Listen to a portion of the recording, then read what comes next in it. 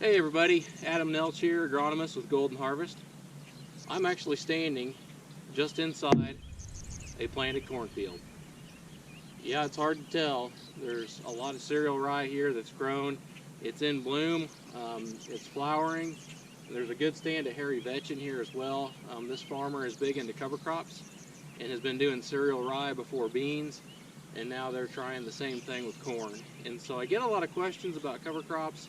And so I want to make some videos and get some content out there showing some different things you can do and what works and what doesn't with some people that I know and how they use their cover crops. So you know, there's a good mat of residue down in the bottom of this.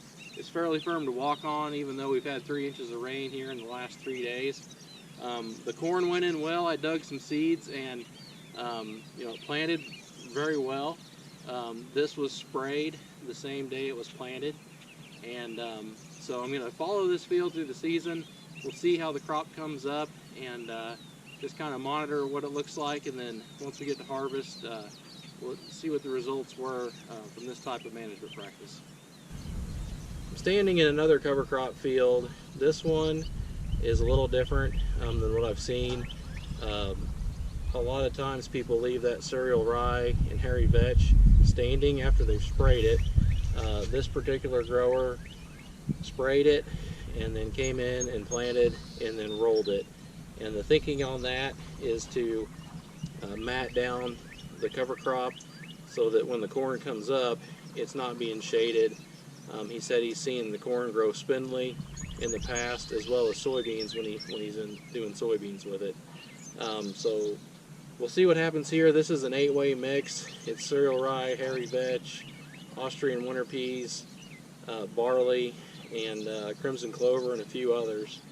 And so it'll be interesting to follow this field and see how it turns out.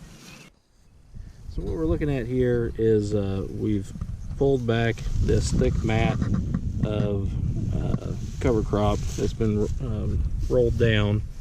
And we're looking at the seed slot.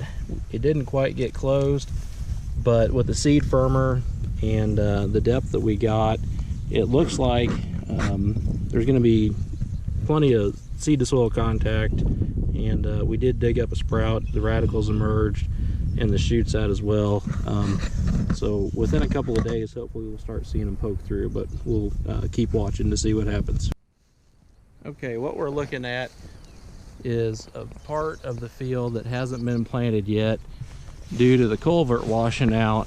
Across the ditch, that has been planted to corn, and then it was rolled and also sprayed with Roundup dicamba. This is an 8-way mix. Same thing that was over there, just hasn't been killed out yet. It's very thick hairy vetch, cereal rye, Austrian winter peas, crimson clover, and I think a few others that I'm not thinking of. We dug up some roots, got good nodulation, good root, and a pretty thick mat of stuff, but the farmer actually plants right through it and gets really good seed to soil contact, singulation, and yet to be determined, but we're thinking it's going to be a good stand. Also very good weed suppression.